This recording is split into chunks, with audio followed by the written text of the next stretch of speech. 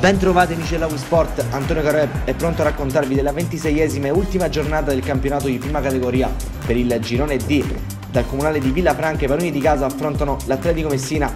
4-3-1-2 per Mister Caruso, che sceglie la Foci tra i pali, la linea difensiva a 4 formata da Picciotto, Cucinotta, Costanzo e Lo Nostro in difesa. A centrocampo invece aggiranno Calapai, Gartey e Galletta. Il trequartista è La Vecchia. La coppia d'attacco è formata da Bonanno e Di Stefano. Ultimo treno, ultime speranze da parte dei ragazzi dell'Atletico Messina nel tentare di superare il Valdinisi, che in questo momento li precede in classifica al terzo posto grazie a una migliore posizione visti gli scontri diretti.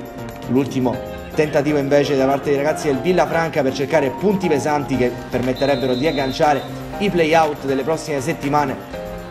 Partiamo dunque a raccontarvi del primo tempo. Subito Atletico Messina in avanti con questo tentativo da parte di Lo Nostro direttamente sul calcio d'angolo. Ancora ospiti in avanti con Gartey che cerca questo lancio lungo a servire Di Stefano, che però non arriva all'appuntamento con il pallone, è venuto, passò la sfera. Cross da parte di Picciotto. Nell'azione successiva il pallone viene allontanato dalla difesa del Villafranca. Lo Nostro si coordina perfettamente, ci prova con questo bellissimo mancino che noi rivediamo a rallenti, vola però il portiere venuto e mette in calcio d'angolo. Bellissimo il tentativo del terzino Lo Nostro, ancora Atletico con questo calcio di punizione da parte di La Vecchia. Totalmente sballata la sua conclusione dalla lunghissima distanza. Il Villafranca si riversa finalmente in avanti. Questo lancio lungo però è facile preda del portiere La Fauci.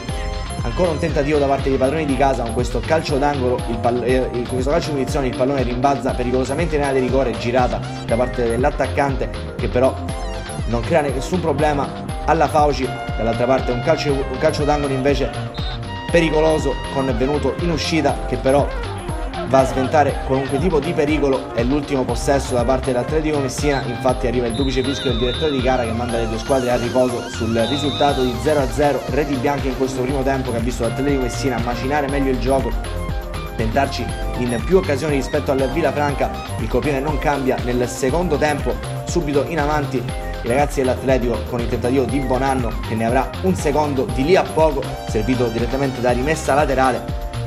Ancora Atletico Messina che cerca il gol del possibile vantaggio, conclusione da una lunghissima distanza da parte del neoentrato Bugolo. Arriva il secondo cambio, esce Gartey ed entra Cardiano nelle fine dell'Atletico Messina, che continua a spingere con Bonanno, che qui cerca lo spazio per la giocata. Il pallone al limite dell'area, servito così La Vecchia che ci prova con questo destro a giro. Sarà l'ultima occasione della partita di La Vecchia, che uscirà di lì a poco.